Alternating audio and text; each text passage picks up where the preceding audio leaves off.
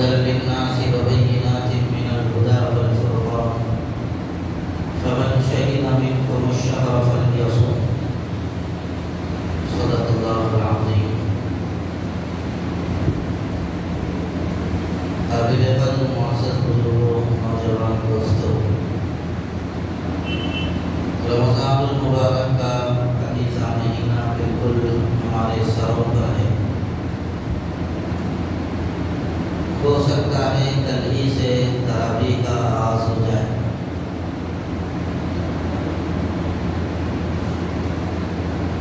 اس لیے ہم کو رمضان المبارک کے آنے سے پہلے اس کی صحیح طور پر تیاری کر لینی چاہیے.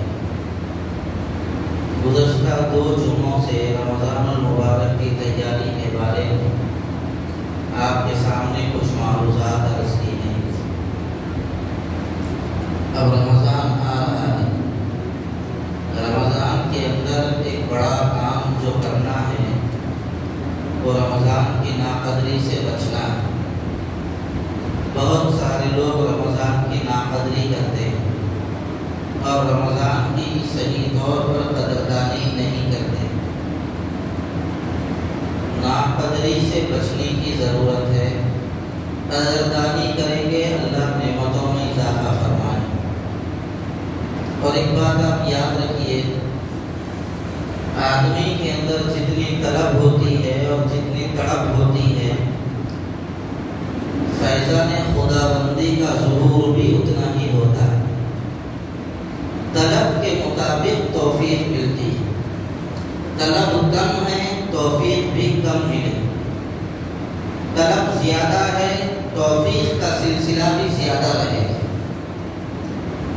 اس لیے ہم اپنی طلب کو بڑھائیں، طلب کو پھیلائیں.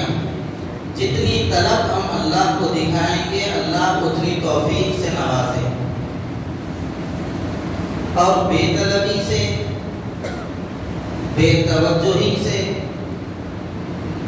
نعمت رمضان کی ناقدری سے اپنے آپ کو بچانے کی کوشش کریں. رمضان وہ مبارک مہینہ ہے جس میں بندے کو اللہ کو راضی کر کے اپنی مغفرت کا سامان کر لینا چاہیے. اگر رمضان میں بھی مغفرت نہیں ہوئی تو پھر اتنی خصوصیات والا کوئی دوسرا مہینہ نہیں ہے جس میں یہ بات کہی جا سکے کہ آسانی کے ساتھ ہماری کسی اور موقع پر مغفرت ہو جائے. حضور کریم سرکار عالم صلی اللہ علیہ وسلم ایک مرتبہ صحابہ کرام رضوان اللہ علیہ اجمعین کو جمع ہونے کا حکم فرمایا. صحابہ جمع ہوئے. سرکار پہلی سیڑھی پر قدم رکھے تو فرمایا آمین. حضور نے دوسری سیڑھی پر قدم رکھا تو فرمایا آمین. حضور نے تیسری سیڑھی پر قدم رکھا تو پھر فرمایا آمین. صحابہ کرام کے لیے یہ بات بالکل نہیں تھی کہ آخر حضور ہر سیڑھی پر قدم رکھ رہے ہیں اور آمین کیوں کہہ رہے ہیں. اب تک ایسا کبھی بھی حضور نے نہیں فرمایا. جب سرکار سے صحابہ نے سوال کیا تو حضور اکرم صلی اللہ علیہ وسلم نے جواباً ارشاد فرمایا، جب میں نے پہلی سیڑھی پر قدم رکھا تو حضرت جبریل میرے پاس آئے اور آ کر انہوں نے بد دعا دی تو میں نے آمین کہہ دیا. اور بد دعا کیا دی؟ حضرت جبریل نے یہ بد دعا دی کہ جس کو رمضان کا مبارک مہینہ ملا ہو اور وہ اللہ کی عبادت کر کے اپنے گناہوں کی بخشش کے فیصلے نہ کروا لے، ایسا شخص ہلاک ہو جائے، برباد ہو جائے. تو میں نے اس پر آمین کہہ دیا. دوسری سیڑھی پر قدم رکھا تو حضرت جبریل نے بد دعا دی، ہلاک اور برباد ہو جائے وہ شخص جس کے سامنے آپ کا نام مبارک لیا جائے اور وہ اس کے بعد آپ پر درود نہ پڑے. حضور اکرم صلی اللہ علیہ وسلم نے آمین فرمایا. تو جب بھی سرکار کا نام لیا جائے یا حضور اکرم صلی اللہ علیہ ذرا زور سے صلی اللہ علیہ وسلم بول لینا چاہیے، تاکہ ہمارے بولنے کی وجہ سے دوسروں کو بھی توفیق ہو جائے، اور ذرا زور سے حضور صلی اللہ علیہ وسلم کا نام لیں گے تو ذرا محبت میں اضافہ بھی ہوگا۔ ہم درود نہیں پڑھتے، باقی کے سب کام کرتے ہیں، جو کرنا ہے وہ نہیں کرتے ہیں، جو نہیں کرنا ہے اس کو لازم سمجھ کے کرنے لگتے ہیں۔ اس لیے حضور کا نام آتے ہی درود پڑھنے کا اہتمام کرنا چاہیے، اور پورا درود نہیں پڑھ سکتے تو سب سے چھوٹا درود صلی اللہ علیہ وسلم۔ تیسری سیڑھی پر حضور اکرم صلی اللہ علیہ وسلم نے قدم رکھا تو فرمایا آمین۔ حضرت جبریل نے وہاں پر بد دعا دی، اور یہ بد دعا دی کہ ہلاک ہو جائے وہ شخص کہ جس کو اس کے ماں باپ میں سے دونوں یا کوئی ایک بڑھاپے کی عمر میں ملے اور وہ ان کی خدمت کر کے اپنے آپ کو جنت کا مستحق نہ بنائے، ایسا شخص ہلاک ہو جائے۔ حضور نے آمین فرمایا۔ بھائیو، حضرت جبریل علیہ السلام کی بد دعا کی کیا کم بد دعا ہے؟ فرشتوں کا سردار، ان کی بد دعا کچھ کم نہیں تھی، پھر سرکار کا آمین بول دینا، آپ اندازہ لگائیے اس بد دعا کے اندر کتنی سختی پیدا کرے گا۔ اس لیے رمضان المبارک کا مہینہ آئے تو رمضان کی ناقدری سے بچنا چاہیے، اور رمضان کی خوب قدردانی کرنی چاہیے۔ قدردانی کیا ہے؟ قدردانی کے اندر سب سے بڑی بات یہ ہے، رمضان میں رمضان کے اوقات کا صحیح استعمال، اوقات کو غلط ضائع ہونے سے اپنے اوقات کو بچائیں۔ سحری کر کے فجر پڑھ کے سو گئے تو صاحب 12 بجے اٹھ رہے، 12 بجے اٹھے، پھر ظہر کی نماز کو آئے، ظہر کی نماز پڑھ کے پھر مسجد میں سو گئے تو عصر تک مسجد میں ہی پڑے ہوئے، پھر اس کے بعد عصر کے بعد فروٹ خریدنے میں لگ گئے، مغرب کے بعد حلیم کہیں بڑے کھانے میں لگ گئے، عشاء کے بعد زبردستی کی تھوڑی بہت تراویح پڑھے، پھر ہوٹلوں کو گھومنے لگ گئے۔ یہ اکثروں کا حال، یہ ہمارے اکثروں کا حال۔ اس لیے اپنا نظام العمل بنائیے رمضان المبارک کے اندر۔ مجھے تراویح کتنے پارے پڑھنا ہے، کہاں پڑھنا ہے، پھر تراویح ہونے کے فوری بعد مجھے اپنے گھر چلے جانا ہے، پھر سحر میں مجھے کب اٹھنا ہے، سحری کب تک کرنا ہے، فجر کو کب آنا ہے، مسجد سے کب نکلنا ہے، فجر پڑھ کے اگر میں سویا تو مجھے کتنی دیر سونا ہے، یہ لکھ لیجئے، نظام العمل بنا لیجئے۔ میرے اوقات ہے، میں جیسا چاہوں ویسا استعمال کروں گا، یہ بات چلنے والی نہیں ہے، اللہ کے پاس حساب دینا پڑے گا اوقات۔ اور رمضان المبارک کے قیمتی اوقات تو بہت ہی زیادہ غنیمت ہے، ایک ایک لمحے کا صحیح استعمال۔ اس لیے آپ حضرات سے ہماری خواہش ہے، رمضان المبارک کے اندر اپنے اوقات کو بالکل ضائع نہ کریں، اور اپنے اوقات کی مکمل حفاظت فرمائیں۔ رمضان میں کچھ کام کرنے کے ہیں، کچھ کام بالکل نہیں کرنے کے ہیں۔ اب جو کرنے کے کام ہیں ان کے اندر سب سے پہلی چیز رمضان میں روزہ رکھنا ہے۔ روزہ کسی حال میں نہیں چھوڑنا ہے، روزہ چھوڑنا بڑا گناہ ہے، گناہ کبیرہ ہے، اور اللہ کے ایک مخصوص حکم کو توڑنے کا گناہ بہت بڑا ہوتا ہے۔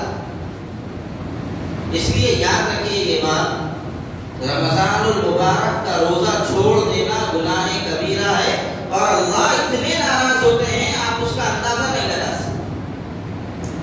بلکہ علامہ ذہبی رحمۃ اللہ علیہ نے اپنی کتاب الکبائر کے اندر لکھا ہے، رمضان کا روزہ چھوڑنا شراب پینے اور زنا کرنے سے بڑا گناہ ہے۔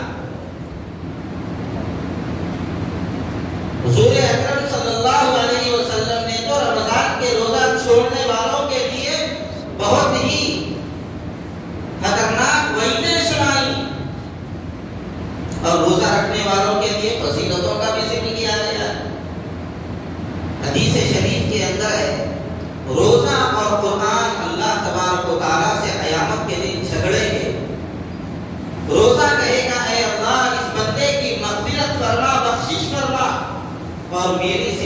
کو اس بندے کے حق میں قبول فرما. کیوں؟ اس لیے کہ اس نے اپنے آپ کو بھوک اور پیاس میں مبتلا کیا، بھوک اور پیاس کی پریشانیوں کو برداشت کیا محض تیری خاطر. لہذا تو میری سفارش کو قبول فرما اور اس کی بخشش فرما. اللہ تبارک و تعالیٰ روزے کی سفارش کو قبول فرمائے.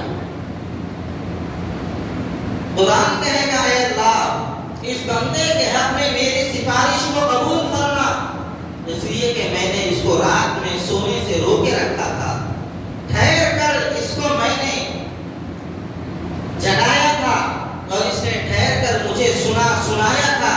لہذا تو راتوں میں اس کے جاگ کر مجھے سننے کی وجہ سے تو میری سفارش کو قبول فرما اور اس کی بخشش فرما.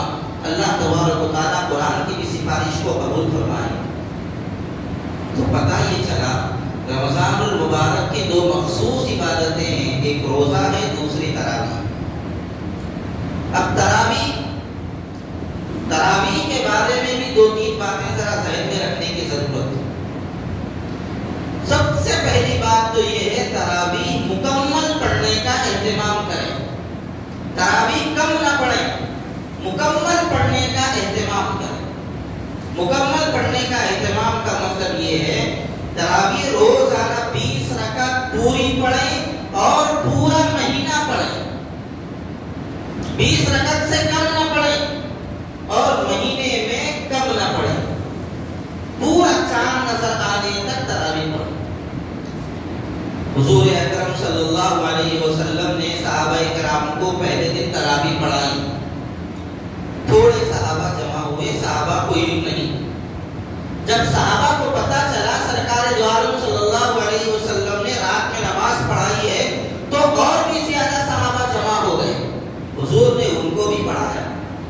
پھر تیسرے دن پورے مدینے میں یہ بات معلوم ہو گئی حضور نے نماز پڑھائی ہے رات میں تراویح کی، تو اور بھی بڑا مجمع جمع ہو گیا. سرکار اپنے گھر سے باہر تشریف نہیں لائے اور فرمایا کہ تم لوگ اپنی اپنی نماز پڑھو. اگر آج بھی میں نے تم لوگوں کو تراویح جماعت کے ساتھ پڑھا دی تو اندیشہ یہ ہے کہ یہ نماز تمہارے اوپر فرض نہ ہو جائے. امت کے حال میں رحم کی خاطر اللہ کے رسول صلی اللہ علیہ وسلم نے تیسرے دن جماعت کے ساتھ تراویح نہیں پڑھا. لہذا صحابہ کرام اپنی اپنی الگ الگ جماعت بنا کے پڑھ لیتے تھے، کوئی اپنے گھروں میں پڑھ لیتے تھے، اپنے اپنے طور پہ تراویح پڑھ لیا کرتے. حضرت ابوبکر صدیق رضی اللہ تعالیٰ عنہ کے زمانے میں بھی صحابہ کرام اپنے اپنے طور پہ تراویح پڑھ لیتے تھے. حضرت عمر رضی اللہ تعالیٰ عنہ نے دیکھا کہ یہ لوگ مسجدوں میں ٹکڑیاں بنا بنا کر کھڑے ہوئے ہیں، تو حضرت عمر نے سارے صحابہ کو جمع فرمایا اور جمع فرما کر صحابہ میں تقریر فرمائی. فرمایا لوگوں تم یہ کیا کر رہے ہو؟ لہذا اس کے بعد 20 رکعت تراویح محراب سے پڑھنے کی حضرت عمر رضی اللہ تعالیٰ عنہ نے تاکید فرمائی. سارے صحابہ اس پر متفق ہو گئے اور حضرت عمر رضی اللہ تعالیٰ عنہ کے زمانے سے لے کر آج تک ایک مسجد میں ایک جماعت تراویح کی باضابطہ سلسلہ وار یہ سلسلہ چل رہا ہے. اب بعض لوگ یہ کہتے ہیں کہ 20 رکعت تراویح حضرت عمر رضی اللہ تعالیٰ عنہ کی بدعت ہے. نعوذ باللہ، ایسی بات نہیں. حضرت عمر رضی اللہ تعالیٰ عنہ نے رسول اللہ صلی اللہ علیہ وسلم کے عمل کو منظم نظام کے ساتھ جاری فرمایا. یہ حضرت عمر رضی اللہ تعالیٰ عنہ کا کارنامہ ہے. بعض لوگ یہ کہتے ہیں پھر حضرت ابوبکر نے کیوں نہیں کیا یہ کام؟ حضرت ابوبکر رضی اللہ تعالیٰ عنہ کا دور خلافت بالکل مختصر 2 سال دور خلافت، اور اس میں زکات دینے سے انکار کرنے والوں کی ایک بڑی تعداد پیدا ہو گئی تھی. ان سے مقابلے کا مسئلہ تھا. پھر نئے نئے فتنے پیدا ہو رہے تھے، ان سے مقابلے کا مسئلہ تھا. کئی لوگ مدینے پہ حملہ کرنے کی کوششیں کر رہے تھے، ان سے مقابلہ حضرت ابوبکر رضی اللہ عنہ کے پیش نظر تھا. کئی لوگ جھوٹی نبوت کا دعویٰ کرنے لگ گئے تھے، ان سے مقابلہ کرنا تھا. تو حضرت ابوبکر رضی اللہ تعالیٰ عنہ کو یہ کئی مسائل درپیش ہونے کی وجہ سے اس جانب توجہ نہیں ہو سکی. اور حضرت عمر رضی اللہ تعالیٰ عنہ کا دور خلافت تقریباً 10 سال کا. تو ایک لمبا زمانہ حضرت عمر رضی اللہ تعالیٰ عنہ کی خلافت کا رہا.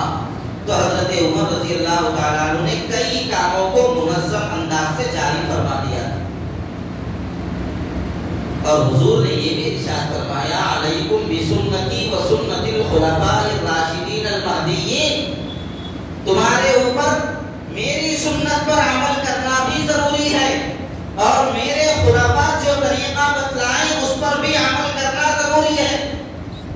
اور حضور نے یہ فرمایا میرے خلفاء کے بتائے ہوئے طریقے کے مطابق عمل کر لینا گویا میری سنت پر عمل کرنے کے برابر ہے۔ تو اب ظاہر سی بات ہے 20 رکعت تراویح اگر حضرت عمر رضی اللہ تعالیٰ عنہ نے جاری فرمائی ہے تو بھی یہ حضور اکرم صلی اللہ علیہ وسلم کے فرمان کے مطابق اس پر عمل کرنا ضروری ہے، لہذا اس سے کم تراویح پڑھنا یہ کسی بھی حال میں مناسب نہیں ہے۔ حضرت عثمان رضی اللہ تعالیٰ عنہ کے دور میں بھی 20 رکعت تراویح پڑھی جاتی، حضرت علی رضی اللہ تعالیٰ عنہ کے دور میں بھی 20 رکعت تراویح پڑھی جاتی۔ حضرت علی رضی اللہ تعالیٰ عنہ حکم فرماتے تھے آج تم پڑھاؤ، آج تم پڑھاؤ، آج تم پڑھاؤ، اور بعض روایتوں میں ہے حضرت علی رضی اللہ تعالیٰ عنہ نے قاریوں کی ایک جماعت کو بلایا اور ان میں سے ایک کو حکم فرمایا کہ تم 20 رکعت تراویح پڑھاؤ۔ حضرت علی رضی اللہ تعالیٰ عنہ کے حکم پر انہوں نے 20 رکعت تراویح پڑھائی۔ اس کے بعد حضرت علی رضی اللہ تعالیٰ عنہ خود آگے بڑھے اور 3 رکعت ادھر جماعت کے ساتھ حضرت علی رضی اللہ تعالیٰ عنہ نے پڑھا۔ تو بزرگوں تراویح مکمل پڑھیں، کم نہ پڑھیں۔ وہ عبادتوں میں کمی کرنا، عبادتوں میں ڈنڈی مارنا یہ کوئی اچھی بات ہے، کوئی اچھی بات نہیں۔ عبادت جتنی زیادہ ہو سکے اتنی زیادہ کرنا چاہیے۔ دلیل دونوں طرف ہے، زیادہ جب دلیل دونوں کے پاس ہے تو ایسی صورت میں جب ادھر بھی دلیل ہے تو وہ دلیل کے مطابق عمل کرنے سے عبادت زیادہ ہو رہی ہے، تو ایسی صورت میں زیادہ سے زیادہ عبادت کرنے کی کوشش کرنی چاہیے۔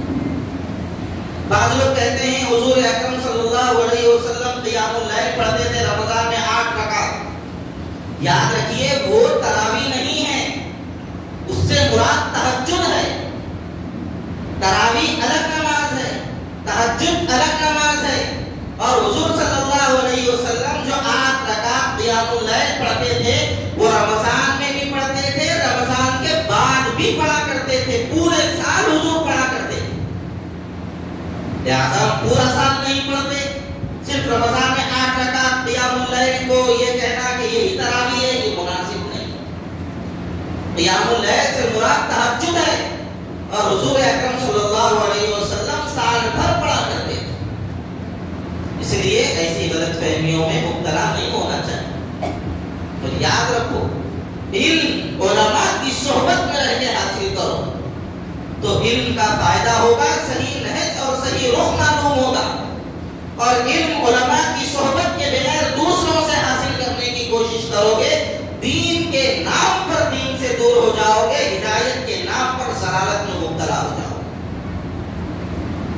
ایک تو یہ، دوسری تراویح کے اندر جو کام کرنا ہے وہ مکمل 20 رکعت ٹھہر کر پڑھنا۔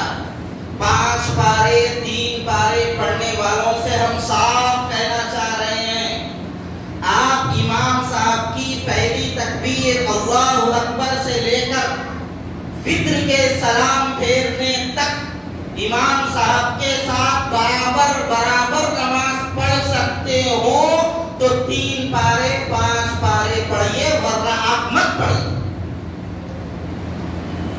یہ کیا بات ہے، پیچھے منتہا مار لیتے بیٹھے ہوئے، امام صاحب رکوع میں جاتے جاتے فوری اللہ اکبر بول کے میرا ہاتھ کر دے رہے، امام صاحب سے نماز میں مل جا رہے، یہ درست نہیں ہے۔ قرآن کو نماز میں سننا چاہیے، جو خالی 20 رکعت فارمیلٹیز کے طور پہ پورا کرنا یہ کوئی کمال نہیں ہے۔ اس سے اچھا بہتر ہے آپ سوا پارہ پڑھیے، اس سے بہتر ہے آپ علم ترا پڑھیے، لیکن تراویح پوری پڑھیے۔ اگر آپ مکمل ٹھہر کر پڑھنے پر اپنے آپ کو آمادہ کر سکتے ہیں 3 پارے 5 پارے پڑھیں، اس کے لیے 2 شرطیں۔ پہلی شرط تو یہی ہے کہ آپ مکمل پڑھیں امام صاحب کے ساتھ، امام صاحب جیسے اللہ اکبر کہتے ہیں آپ بھی اللہ اکبر کہہ کے نماز میں شامل ہو جائیں۔ دوسرا یہ 3 پارے 5 پاروں کے بعد بھی میں پورا مہینہ تراویح پڑھوں گا، یہ نیت آپ کی ہے تو 3 پارے 5 پارے پڑھیے. ورنہ اگر نیت یہ ہے 3 پارے 5 پارے کے بعد میری تراویح ختم، میری چھٹی، تو ایسی صورت میں آپ 3 پارے 5 پارے مت پڑھیے، آپ کے لیے درست نہیں ہے. ہاں آپ کو یہ خیال ہے میں ایک جگہ پورے مہینے تراویح نہیں پڑھ سکتا تو میرا قرآن ناقص رہ جائے گا، میں 3 پارے 5 پارے پہلے پڑھ کے قرآن مکمل کر لوں، اس کے بعد جہاں موقع ملے وہاں تراویح پڑھ لوں گا. یہ نیت سے آپ 3 پارے 5 پارے پڑھ رہے ہیں تو ایسی صورت میں آپ کے لیے گنجائش ہے. اور یہ 2 دن میں تراویح، 1 دن میں تراویح، یہ تو بالکل مت پڑھو، پڑھنا ہی درست نہیں ہے. آج کل تو فیشن بنا لیے لوگ، 1 رکعت میں مکمل قرآن. کون اتنی مصیبت اٹھاؤ بولا صاحب آپ کو؟ یہ صرف اخبار میں آنے کے کام آ نہیں ہے، یہ کاموں کی کوئی حیثیت اللہ تبارک و تعالیٰ کے پاس نہیں ہے. 1 رکعت میں مکمل قرآن. نماز عشاء 10 بجے ہوگی، 10 بجے نماز عشاء ہوگی، 10:15 بجے سے بھی آپ پڑھانا شروع کریں اور 3 بجے تک قرآن بھی ختم ہو جائے. صاحب کی سمجھ میں نہیں آنا آپ کو ایسا کیسا ختم ہو رہی. ایک مرتبہ ہمارے مراد نگر میں 10 پارے ہے بولے تو میں ذرا جا کے سنی کے کیسا پڑھاتے بول کے لے آتا. حیدرآباد کے بہت مشہور قاری صاحب پڑھا رہے، میں بھی 5 پارے پڑھاتا ہوں، اچھی خاصی اسپیڈ ہے، لیکن وہاں جانے کے بعد میرے کو سمجھ میں نہیں آ رہا وہ کیا پڑھا رہے. حافظ کو سمجھ میں نہیں آ رہا تو دوسروں کو کیا سمجھ میں آئے گا. لہٰذا یہ جو خیال ہے نا ہمارے بعض نوجوانوں کا، ارے اب نہیں پڑھا تو کیا ہوا، وہاں 1 دن میں ہوتی، وہاں جا کے پڑھ لیتا ہوں، مکہ مسجد میں 1 دن میں ہوتی، مکہ مسجد میں ہو تو، حرم میں ہو تو، مدینے میں ہو تو 1 دن میں اس طرح کے قرآن کریم مکمل کرنا درست نہیں ہے. اس طرح اچھی طرح سے یہ بات ذرا ذہن میں رکھ لیجیے. اور دوسری بات یہ ہے رمضان المبارک کے اندر جو ہمارے معاملات ہیں رمضان کے آنے سے پہلے ہی اس کو صاف کر لیجیے. جن کا قرض ہمارے ذمے ہے ان کا قرض ادا کر لیجیے. نئے کپڑے سلانا فرض نہیں ہے، قرضہ ادا کرنا فرض ہے. آپ کے چھوٹے معصوم بچے ہیں، بے شعور بچے ہیں جو دوسرے بچوں کو دیکھ کر پریشان ہو جاتے ہوں تو ایسے بچوں کو کپڑے سلا دیجیے. جو بڑے لوگ ہیں ان کو کہیے کہ ہم جو ہے نا پہلے قرضہ ادا کریں گے بعد میں کپڑے سلائیں گے. دوسروں کا دے دو، اپنے ذمے کچھ بھی مت رکھو، اس کے بعد کپڑے پہ مزہ آئے گا. صحابہ کا تو حال یہ تھا، ان کے اوپر اگر قرضہ ہوتا تھا تو ان کے گھر میں نہ گوشت پکتا تھا نہ سالنوں میں تیل ڈالتے تھے. اتنا اہتمام کرتے تھے قرضہ ادا کرنے. اور ہم لوگ رکھ لیجیے کتوں کا کی اور کتنے سالوں سے، ارے بھائی جو آپ جا رہے کیا دے کر کرو. اس طرح کی باتیں ہمارے پاس. لہذا جن کا جو ذمہ ہمارے اوپر قرض ہے وہ سارا ادا کرنے کی کوشش فرمائیں.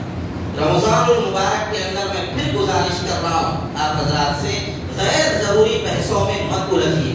گزشتہ میں نے آپ کو بتایا تھا حلیم بولنا دلیم بولنا سب بکواس باتیں ہیں یہ، تو لہذا ایسی بحثوں میں اپنے آپ کو مت الجھائیے. دوسری بات، ہوٹل والوں سے اور پان ڈبے والوں سے میری خواہش ہے اللہ کے واسطے رمضان میں اپنے ڈبوں کو اور اپنے ہوٹلوں کو بند رکھو، افطار سے پہلے کھولو تاکہ لوگوں کے روزے ٹوٹنے نہ پائیں. ہاں اگر آپ کو برداشت نہیں ہو رہا تو آخری درجے میں آپ پردے ڈالیں. پردوں کے بغیر اپنی ہوٹلوں کو مت چلائیے. اللہ کا خوف کیجیے، رمضان کا تھوڑا بہت احساس کیجیے.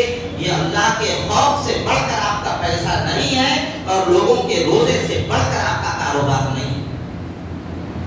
اگر ایک روزے دار بھی آپ کی خوشبو سونگ کر ہوٹل میں آ کے روزہ توڑ دے گا آپ گنہگار ہوں گے، اس کے روزے توڑنے کا وبال بھی آپ کے اوپر آئے گا. اس لیے ذرا اس جانب بھی توجہ دیجیے. رمضان کے اندر بہت سارے لوگ قوالیاں سنتے اور اس کو نیکی کا کام سمجھتے اور یہ سمجھتے ہیں گانے نہیں سن رہے نا قوالی سن لیں گے بہت اچھی بات ہے. اور یہ حدیث کی پٹیاں والے تو 4 بجے سے ہی بجانا شروع کر دیتے. اذان ہو تو کیا بھی ہو تو کوئی فرق نہیں پڑتا ہے. یاد رکھو قوالی حرام ہے، گانے سے بڑا گناہ ہے قوالی کے اندر. اس لیے کہ گانا تو گانا ہے، میوزک ہے، اس کے اندر ادھر ادھر کی بیکار باتیں ہیں. قوالیوں میں میوزک کے اندر اللہ کا، رسول اللہ کا، اولیاء کا نام اڑایا جاتا ہے. میوزک حرام ہے.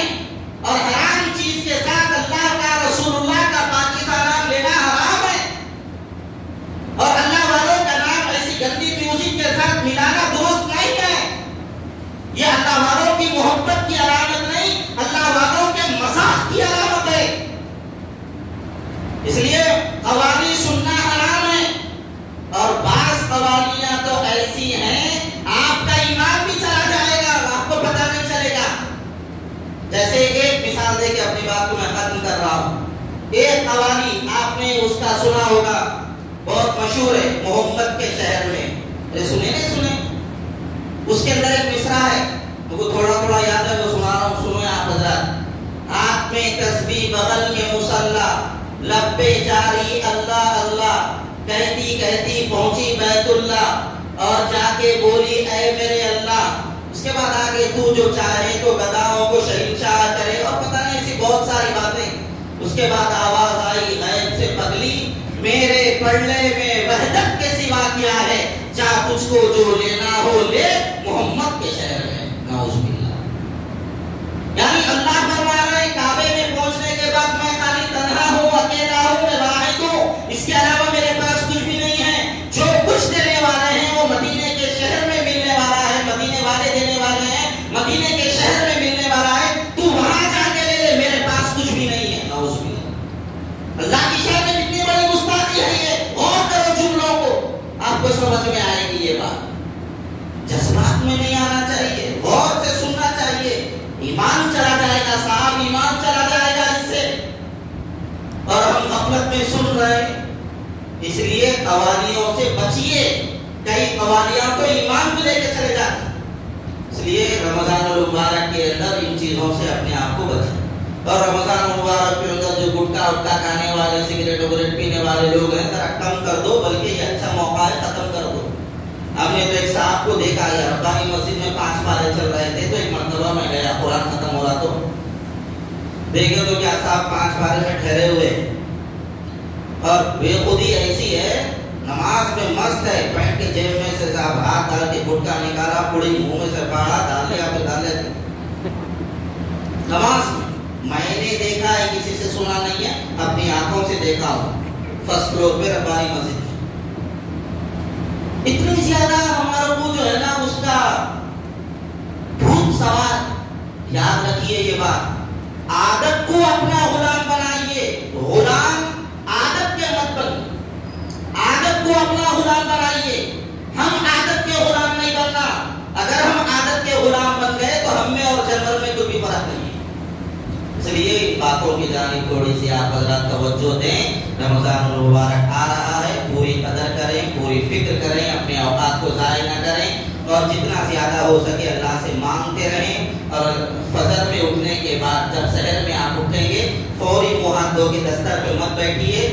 2 رکعت 4 رکعت تہجد ضرور پڑھیے، 5 منٹ اللہ سے مانگیے. اس کے بعد بستر پہ بیٹھ کر آپ حضرات جو ہے نا سحری کیجیے. سحری کرنے کے بعد اذان تک کا جو وقت ہوتا ہے، ہماری خواتین فون کرنے کا وقت سمجھتی ہیں، بھائی کو کر رہی ہے، اماں کو کر رہی ہے، ان کو کر رہی ہے، لیو جی تم بھی بات کرو، صاحب بھی بات کر رہے. ایسا مت کرو. وہ فون کرنے کا وقت نہیں ہے، وہ اس وقت دعاؤں کا وقت ہے. دعائیں کیجیے پورے مل کے، یا ایک کتاب لے کر جو ہے نا اپنے گھر والوں کو سنائیے، کوئی دین کی کتاب، تاکہ ان کو دین کا علم بھی حاصل ہو سکے.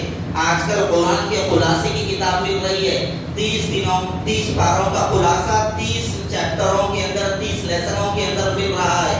تو ایسی صورت میں وہ لیجیے، وہ لے کے اپنے گھر والوں کو سنائیے. روزانہ ایک لیسن آپ سنائیں گے، ایک سبق سنائیں گے، تو غیر محسوس طریقے پر پوری قرآن کا خلاصہ ہمارے گھر والوں کے سامنے آ جائے گا.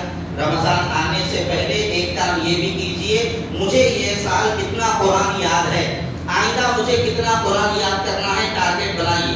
مجھے 10 سورے آتے ہیں تو رمضان ختم ہونے تک میں 20 سورے یاد کر لوں گا. ایک ٹارگیٹ بنائیے. اور میرے کو 20 سورے یاد ہیں تو میں رمضان میں قرآن کریم کا آدھا پارا حفظ یاد کر لوں گا، 30واں پارا. ایسا ہے کہ اپنا ٹارگیٹ بنائیے. یا 10 دن ہے نا رمضان المبارک کے، 10 دنوں کے 3 عشرے ہیں. پہلے عشرے میں جو ہے نا اتنا قرآن پو پارا یاد کر لوں گا، دوسرے عشرے میں پو پارا یاد کر لوں گا، آدھا پارا یاد کر لوں گا. پھر اس کے بعد کے آخر کے عشرے میں سورہ یاسین یاد کر لوں گا، سورہ واقعہ یاد کر لوں گا، سورہ کہف یاد کر لوں گا، سورہ رحمان یاد کر لوں گا. اس طرح اپنا ٹارگیٹ بنائیے. ابھی سے حافظ صاحب کو پکڑ لیجئے، 1 مہینے کی ان کو پہلے سے ایڈوانس فیس دے دیجئے اور دے کے ان سے آپ یہ سیکھنے کا نظام بنا دیجئے. پیسے دے کے پڑھو تو ذرا پیسے دیے سو ہے بول کے پابندی سے جاتے ذرا سنا لیتے. ورنہ آپ صاحب اگر فری میں سننے لگ گئے سنے تو بھی چلتا نہیں سنے تو بھی چلتا ایسا حساب ہو جاتا. ذرا ایک ٹارگٹ بنائیے اپنے قرآن کریم کے حفظ کرنے کا بھی نظام بنانے کی کوشش کیجیے. اللہ تعالیٰ صحیح علم و عمل کے اپنے کرم سے توفیق عطا فرمائے. وآخر دعوانا الحمدللہ رب العالمین.